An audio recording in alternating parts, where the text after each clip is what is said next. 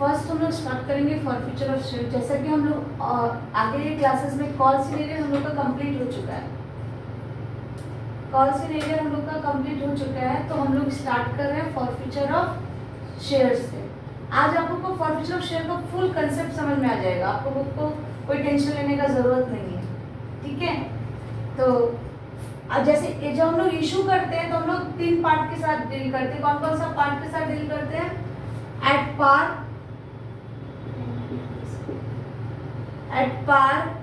At premium,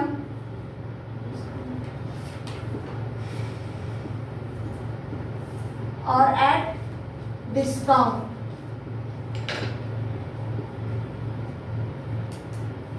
वैसे ही जब ये इशू हुआ था पार, प्रीमियम और डिस्काउंट में, कुछ शेयर होल्डर्स थे जो पैसा नहीं दे पाए, तो कहाँ चले गए वो? कॉल्सिन एरियर में। अब ये जो कॉल्सिन एरियर में गए हैं उन्हीं का शेयर्स हम लोगों को क्या करना है? फॉरफीचर करना है। उन्हीं का शेयर्स को हम लोगों को क्या करना है? फॉरफीचर करना है। तो जिन लोगों को कॉल्सिन एरियर हुआ है और जो शेयर पे नहीं कर पाए हैं, जो शेयर का फर्दर पैसा पे नहीं कर पाए, उन्हीं का फॉरफिट होगा। फॉरफिट का मतलब होता है कंपनी के पास पेड वैल्यू ऑफ शेयर्स है जो उन शेयर होल्डर्स का जिनका उन्होंने कॉल्सिन एरियर करके रखा है, उन शेयर होल्डर का पैसा जो ऑलरेडी पेड है। एक एग्जांपल लेते हैं,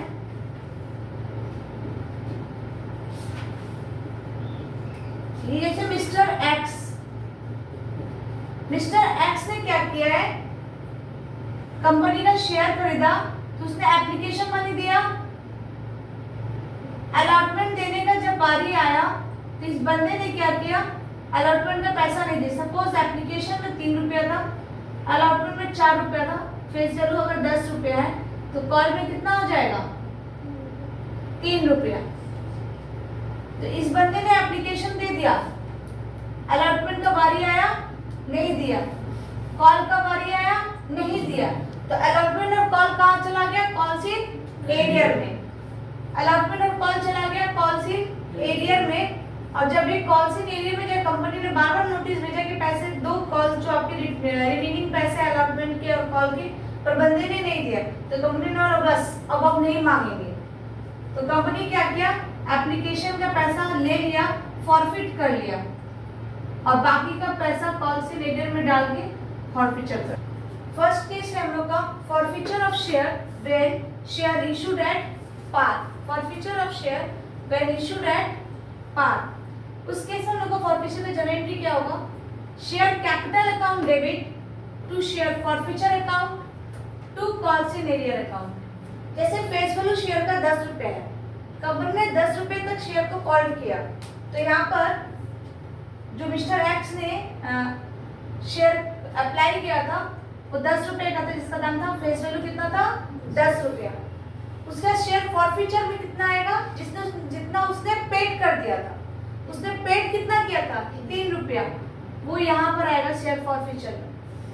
कॉल्सिन एरियर में कितना आएगा? जो उसने नहीं पे किया था, दैट इज अलॉटमेंट और call money, that is allotment and call money, वो 7 रुपया। बहुत सारे बुक में टू कॉल्सिन एरियर की जगह जो उसने पे नहीं किया है वो वैल्यू, उसका नाम लिखा रहता है। जैसे कॉल्सिन एरियर नहीं लिख के इसके और में हम लोग लिख सकते हैं टू शेयर अलॉटमेंट अकाउंट, और मेरे मतलब कि या तो आप इसको लिखिए या तो इसको लिखिए, share allotment account to share call account. Both process is correct. किसी बुक में इसको फॉलो किया है, किसी बुक में इसको फॉलो किया। हम लोग टू कॉल्सिन एरियर करके फॉलो करेंगे, ओके। टू की तरफ डील कर रहे हैं। केस 2 में क्या है? Forfeiture of share when share issued at premium. Premium दो तरह का है यहाँ पर, एक प्रीमियम पेड है और एक प्रीमियम अनपेड। तो प्रीमियम पेड का केस सेम जैसे हम लोगों ने पार में किया था वैसा ही है। जैसे share capital account debit called up value without premium. अगर बंदे ने प्रीमियम पेड कर दिया है तो उस प्रीमियम पे यहाँ पे जिक्र नहीं होगा, चर्चा नहीं होगा। पेड अप वैल्यू प्रीमियम है तो कोई डिस्कशन नहीं, तो क्या लिखेंगे? Share capital account debit called up value without premium. मतलब 10 है, प्रीमियम के साथ अगर 12 होता है तो हम लोगों को 10 ही लिखना है। To share forfeiture account paid up value without premium. Premium अगर उसने पेड कर दिया तो प्रीमियम कैपिटल में एक ऐसा रिजर्व चला जा चुका है, इसलिए शेयर फॉरफिट होगा without premium. Paid up value without premium to calls in arrear unpaid value. Forfeiture of share when share issued at premium when premium not paid. इसके पहले वाला क्या था केस?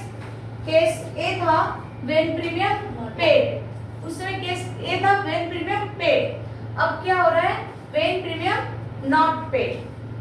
तो इसका जनरेटिव क्या होगा? Share capital account debit called up value, security premium account भी डेबिट हो जाएगा। व्हेन प्रीमियम नॉट पेड रहेगा उस वक्त सिक्योरिटी प्रीमियम डेबिट होगा, ठीक है। और जब प्रीमियम पेड रहता है तो सिक्योरिटी प्रीमियम को लेकर कोई डिस्कशन नहीं होता है।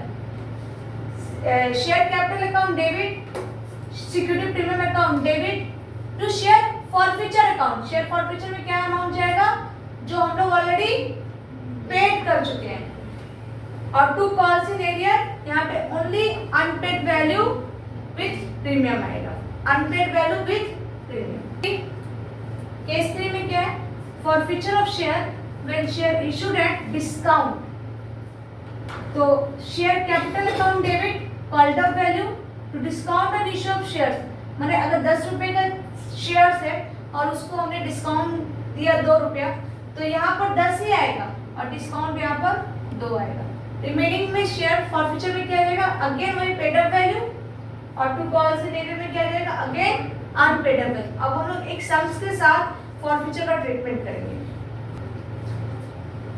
क्वेश्चन आपके बोर्ड में है, CC company limited issued 30,000 shares of ₹10 पर share at the premium of ₹5 पर शेयर।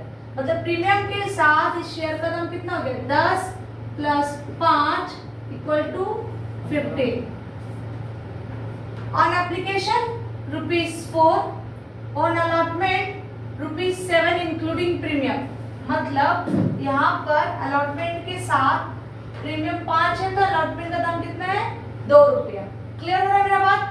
अलॉटमेंट के साथ 5 है, अलॉटमेंट के साथ 7 है, मतलब 5 प्रीमियम में है और 2 रुपये अलॉटमेंट का है। On call ₹4। एप्लीकेशन में रिसीव ऑफ 30,000 शेयर। 30,000 इशू हुआ था और 30,000 ही क्या हुआ? रिसीव हो गया। One share holder holding 1,000 share fail to pay allotment and call money. एक बंदा था जिसने 1000 शेयर होल्ड करके रखा था, उसने सिर्फ एप्लीकेशन दिया, अलॉटमेंट और कॉल मनी देना नहीं दिया, मतलब एनी रीजन ही शेयर वेयर फॉरफिटेड। उसका शेयर क्या हो गया? फॉरफिटेड। हम लोग का ट्रीटमेंट मेन ये है, बट हम लोग तब स्टार्ट से बिगिनिंग से लेके एंड तक सम्स को कंप्लीट करें, ठीक है। हम लोग इसके सॉल्यूशन के साथ डील कर रहे हैं। फॉर्मेट आप लोगों को जनरल का पता ही है, जनरल का ही फॉर्मेट होता है। अब आप लोग यहाँ पर देखिए, सबसे पहले हम लोग एप्लीकेशन रिसीव करते हैं। तो एप्लीकेशन रिसीव होता है बैंक के साथ। तो bank account debit to share application account. Number of application receive कितना है? कम भी हो सकता है, ज्यादा भी हो सकता है, उतना भी हो सकता है। तो एप्लीकेशन रिसीव कितना है? 30,000। तो जितना हमने इशू किया था उतना ही नंबर ऑफ शेयर हमने रिसीव किया, ना ज्यादा किया ना कम। तो bank account debit 30,000 into 4 to share application 30,000 into 4। जैसे एप्लीकेशन मनी रिसीव होगा वो ट्रांसफर हो जाएगा कैपिटल में। Share application account debit 30,000 into 4 to share capital 30,000 into 4। ये नरेशन है। नरेशन इतना छोटा हम लोग नहीं लिखते हैं, नरेशन को इलाबोरेट लिखते हैं, पर यहाँ स्पेस का शॉर्टेज है, इस वजह से मैंने शॉर्ट में नरेशन डिस्क्राइब किया है। Share allotment account debit to share capital to security premium, क्योंकि यहाँ पे अलॉटमेंट के वक्त हमने डिमांड किया, कंपनी ने डिमांड किया 7 रुपया। 7 रुपये में 5 कहाँ है? सिक्योरिटी प्रीमियम में। तो कैपिटल में कितना जाएगा? 2। तो 5 2 कितना हो गया? 7। तो शेयर अलॉटमेंट कितना हो गया? 7 रुपया। अब बैंक अकाउंट डेबिट जब हमने अलॉटमेंट रिसीव करने जा रहे थे तब हमको पता चला 1000 एक शेयर होल्डर है जो 1000 शेयर का पैसा अलॉटमेंट में और कॉल में नहीं दिया है। तो बैंक अकाउंट डेबिट 30,000 से 1000 क्या कर लिए हम लोगों ने? माइनस कर लिए, क्योंकि वो पैसा हमको मिला ही नहीं। जो पैसा मिला है उसको तो रिसीप्ट में हम लोग इलाबोरेट नहीं कर सकते।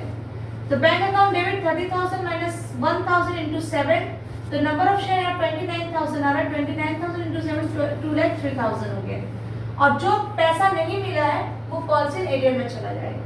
Calls in arrear account debit 1,000 into 7 to share allotment account 30,000 into 7।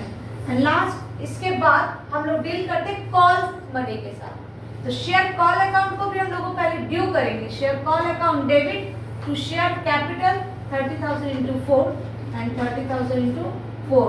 इसके बाद हम लोग कॉल रिसीव और लास्ट हम लोग फॉरफीचर का एंट्री करेंगे। अब हम लोगों ने कॉल ड्यू कर लिया, अब कॉल क्या कर रहे हैं, रिसीव कर रहे हैं। कॉल रिसीव कैसे करेंगे, bank account debit calls in arrear account debit to share call, जैसे हम लोगों ने अलॉटमेंट में किया था calls in arrear, same treatment यहाँ पर भी है क्योंकि इस बंदे ने कॉल का भी पैसा नहीं दिया। लास्ट हम लोग जिसके लिए पूरा सम्स बनाए वो था फॉरफीचर। तो फॉरफीचर का जनरेट भी कैसे होगा, ये बंदा अलॉटमेंट नहीं दिया, जब ये बंदा अलॉटमेंट नहीं दिया अल्टीमेटली इसने क्या नहीं दिया, प्रीमियम नहीं दिया। जब प्रीमियम नहीं दिया तो प्रीमियम का ट्रीटमेंट होगा। तो कैसे करेंगे, share capital account debit 1,000 into 10, face value 10 है, कॉल्ड ऑफ वैल्यू भी क्या है 10 है, तो 1000 into 10 security premium account debit. यहाँ पे प्रीमियम नहीं थी इसलिए प्रीमियम का ट्रीटमेंट हम लोग को फॉरफीचर में करना पड़ेगा। तो security premium account debit 1000 into 5, क्योंकि प्रीमियम का दाम कितना था 5 रुपया। To share forfeiture, share forfeiture में कितना जाएगा, एप्लीकेशन का money that is 4, 1000 into 4 4000। To calls in arrear में कितना जाएगा, 1000 इंटू 7, ये अलॉटमेंट का पैसा है प्रीमियम के साथ, और ये किसका पैसा है, कॉल। इस बंदे ने जो पैसा नहीं दिया था वो कॉल्स इन एरियर में चला गया। 1000 इंटू 7 प्लस 4 दैट इज 11,000। बहुत सारे बुक में कॉल्स इन एरियर की जगह हम लोग क्या लिखा हुआ है, टू शेयर अलॉटमेंट। अगर हम लोग इस ट्रीटमेंट के साथ जाते हैं तो क्या लिखते, तब हम लोगों को ये नहीं लिखना होगा, हम लोगों को ये लिखना होगा to share allotment account debit 1000 into 7, okay, और टू शेयर कॉल 1000 इंटू 4।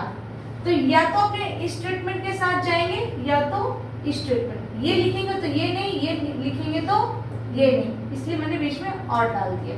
बहुत सारे बुक में इस मेथड के साथ फॉलो किया गया, बहुत सारे बुक में कॉल्स इन एरियर नहीं लिखे, जो एरियर में है उनका नाम इंडिकेट कर दिया गया। ठीक है, तो हम लोग नेक्स्ट वीडियो में इसके आगे हम लोग सीखेंगे जो हम लोगों का रहेगा next case forfeiture at premium and forfeiture at par and as well as discount. Okay, thank you.